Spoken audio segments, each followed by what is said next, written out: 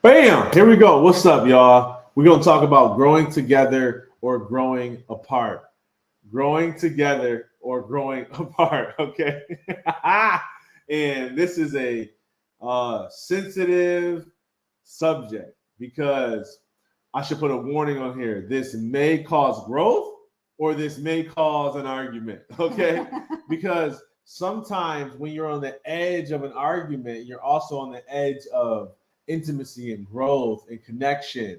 You know, my counselor told me that, Daryl, when you are feeling frustrated and angry at anyone in your life, it's probably because there's a collide of your values or something you care deeply about as being, violated or stepped on in some type of way.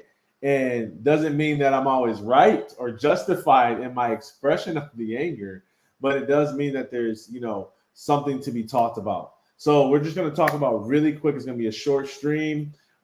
Today we're thinking about 10, 15 minutes because we both have calls to jump on and we late. And it's good. But even that is something that has helped us to grow together because there was a time where if we was off schedule, oh my gosh, it would have been terrible. Yeah. Like, it would have been a blow up argument. We would have been pulling out old stuff that don't even have nothing even to do with being late. We'd have been talking about, it would have just been a mess. And now it's just like, oh, okay, cool. Let's just bump it 30 minutes. Like, it's everything that just happened before we hit the go live button is definitely a product of the fact that we've grown together. 100%. 100%. All right. So, what's up, Jeff? Who's here? Jeff, what up, Jeff? Stronger through the struggle. James 1-2, 100%. Mama Bear, what's up? I haven't seen you in years. Man, I'm coming back to Michigan in... Is that Megan? Yeah. Coming back to Michigan in November. Yeah, I'll be in the area speaking. So I can't announce yet. I'm still waiting on some deets. But, we should definitely connect. I would love to see what in the world you're up to. Anyways, these tips, growing together, growing apart. So number one is be intentional about having shared experiences. Say it again. Be intentional about having shared experiences. Mm-hmm. There's so many times where we're in different desires of what we want to do with our day. Ooh. Like, it kind of happened today. She was kind of like ready to go, run, jam. I was ready to take the whole day off. Like the whole day. Like, relax. Like, it's in December will be our 10-year anniversary. Yes. And we're looking at where we want to Celebrate. That's a good word. Yep.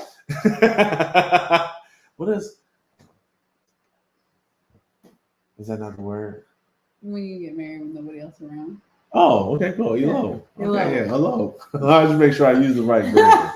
Sometimes I'll be making up words. So thank you. I appreciate it. Thank you for the congratulations. So what was I saying? Oh, so we've been looking at where we want to go for that, and it's been putting me in this exotic island vibe. Yeah. And I just been like, yeah, that's how I want today to feel. And she over here already had meetings, already talking about business moves and all this stuff. And there's been times where that's happened on weekends, nights, evenings, even holidays, where we have this opportunity to be like, man, am I going to just get in business mode today? Or am I going to just get in chill mode and kind of match what the other person's kind of feeling? Because ultimately it's it really does. It's not make or break. It doesn't matter. It's more important sometimes to choose the shared experience, even if it's not something that you feel like doing.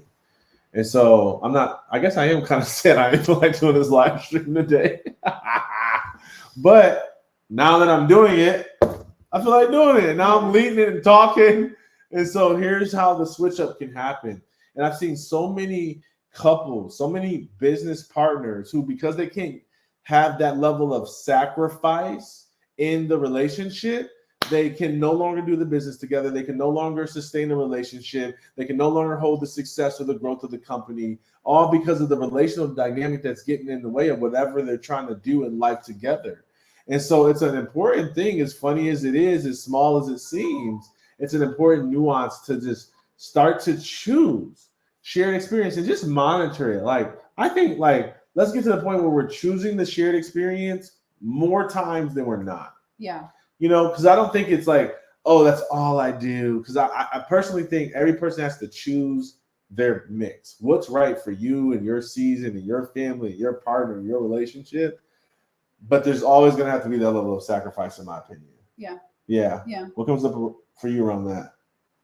When I think about shared experiences, I think about the way that we design our life and some principles that we live by. Yeah. So there's a few moments that we thought about sharing with y'all.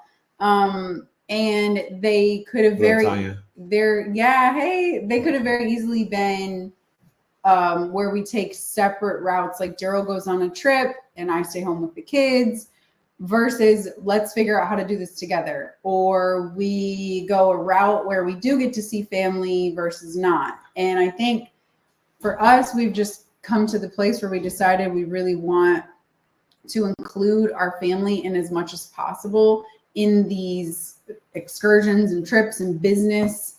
We were on a live stream earlier this week. Somebody called them what did she call it? A businesscation. Something like you have a trip for work and then you add some days. And so for us, like, it's because we love what we do. Workation. Yeah. So for example, last summer we took this long road trip across the country from Nashville to California, up to the Grand Canyon to Oklahoma and back. Yeah. All of us in the van. Now Daryl could have very easily flown from Nashville over to California, supported our clients. They were giving speeches and just flown back. But it was like, hey, there's an opportunity here because we also made the choice to test out homeschooling in the last couple of years of this, or last couple of months of the school year last year. So we're like, okay, kids have flexibility. The business gives us flexibility. There's a reason for all of us to go out there. So let's make the most of it. And so all that time in the car really gave us a lot of opportunity to grow together because we knew what we were getting into and we were really intentional about the way that we approached the trip. Even if it's a 4-hour trip back to Atlanta now, the way that we approach those trips, we try to be super intentional about what we're talking about. There's sort of like these staple questions that we ask each other, right? Like, what are you looking to get out of this? What are you excited about? What are you hopeful for? And then typically on the way back, there's a lot of processing, a lot of conversation, and we don't often go back into our little silos until we really have to. So that's kind of what comes up around like shared experiences. Yeah, I agree. And even those, like sometimes it's like I was thinking about that trip across the country, man. I'm like, man, how many people would actually do that? Like, especially when there's so many family dynamics where it's like, it wasn't like there needed to be a little bit like we all had to kind of like take our turns and making it fun. Yeah. You know, it wasn't like everybody was stoked about it at all times for the whole time. It was like we had to be like, oh man, what's next? Like we gotta like we can feel it tanking out. Yeah. We're too far to turn around now. Yeah. And so, you know, man, I think the best way to say it is like decision is not an event. It's a continual process every single day, moment by moment. Mm-hmm. Like sometimes we have these experiences or make these commitments at the New Year's and it's like, okay, like I'm going to do it now. I'm gonna have the shared experience. I'm going to take the road trip. And then we get, you know, one state over and we're like, man, I'll go back right now. We get 30 days in, we're like, man, I'll stop working out right now. Versus just continuing to hold that decision day in and day out, moment by moment. Mm-hmm. So that's the first thing. There's a lot we can say there. And if you've got ideas around shared experiences that you've had, you know, one of the things that we saw one of our friends on Instagram, another speaker coach of our friend of ours in Florida, and saw that they had a 10-year anniversary as well. And they went to Bali and they was at a dope spot. And I was like, yo, Where y'all at? So we're now maybe considering that spot or another spot. So I don't know if it's going to be Bali, Cancun. Maybe you got some ideas for the 10-year anniversary. Let us know. Either way, what's more important is your shared experiences, things that work for you. And speaking of which, tip number 2 is the shared experience of dinner together, right? Or a meal together. And specifically trying this thing that we do called highs and lows. When I say we call it, it's not something we invented. I don't know how long it's been around or anything. Our friends like that. Jorge and Brittany, Jorge and Brittany introduced us to it. We had dinner with them. They were doing highs and lows. We're like, oh man, they're way more connected than we are. Okay. So they're so sweet. They invited us over for dinner. Our whole family comes over there. They have a big family. We have a big family. And everybody sat around the dinner table, and rather than like changing up their normal routine to fit the fact that they had guests around the table with them, they were like, hey y'all, this is what we do every night, so jump in and join us. And we were a little bit like, I don't know, it was a little uncomfortable, but honestly, I'm so grateful that they did that, and they were so true to who they were in that moment. And honestly, I don't know this, I didn't ask them this, but I know that they themselves within their relationship made a commitment that, hey, this is an important thing to continue. And so even when there's guests over, that's something that's so authentic for them, and they've made such a commitment to doing that. So the principle is, whatever y'all decide in terms of what you're committed to being intentional about to keep your relationship and your family growing together, let that be true in front of people, behind closed doors, anywhere that you go. And so we were all sitting there, and they were like, all you have to do is share what was a high from your day and what was a low from your day. And so we adopted it, and we don't do it every single day, but anytime we're all around the table, it's almost like this instant click. And it's fun now because sometimes at holidays, like I remember last Thanksgiving, my dad and my brother were in town to celebrate with us, and we did highs and lows with them. And so getting to hear Uncle Jimmy's high and low and Grandpa's high and low is just really cool for the kids. And she was the youngest when we learned this. She's the third one now. But anyway, she's 6. It took her a minute to decide if she even wanted to participate. She would say, I forgot what happened all day, whatever. We continued with it. And now she kind of has some of like the best highs and lows. She'd really be sitting there thinking about what was the best part of her day, what was the worst part. I love that they did that and introduced us to that. I agree. And it's a simple thing. It helps with emotional intelligence. It also creates a space where it's okay to have, a low and not be okay and have a feeling of emotion. It happens plenty of times where they're like, what's your low? And it's like, they give you just enough where you're like, oh man, there's something there. And it's like, it's okay. Like, you don't have to feel bad that you're, whatever your low was, you know. Hey, what's up, Robin? We see you, buddy. And then on the other end of the spectrum too, it's like you don't always have to have a low.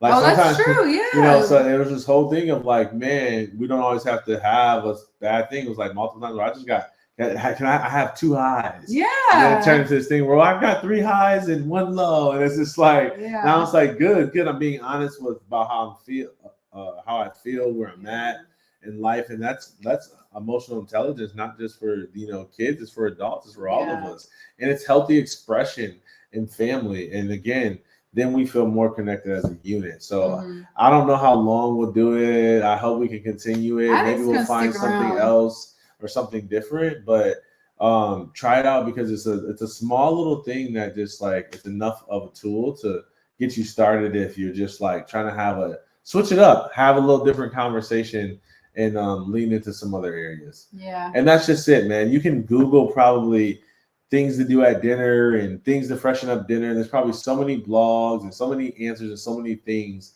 I think it's just important to freshen it up, liven it up. And it's funny because we live in a place that's like a live, work, play community.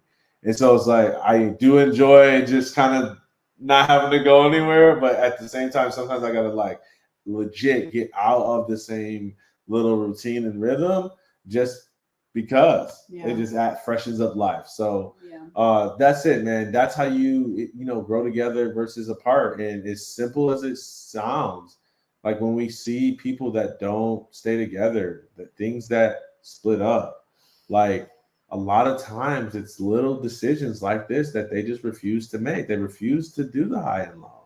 They refuse to, choose to make the trip and go see the parent or the family or the vacation together. And it was always a reason why and why not. And it's like, man, is that really worth losing the relationship when, again, I didn't feel like doing the live stream, and when you do, you actually enjoy it. So a lot of times it's just our perception of what the experience might be versus just making it the best it can be because of our mentality and our love for one another and our commitment to each other.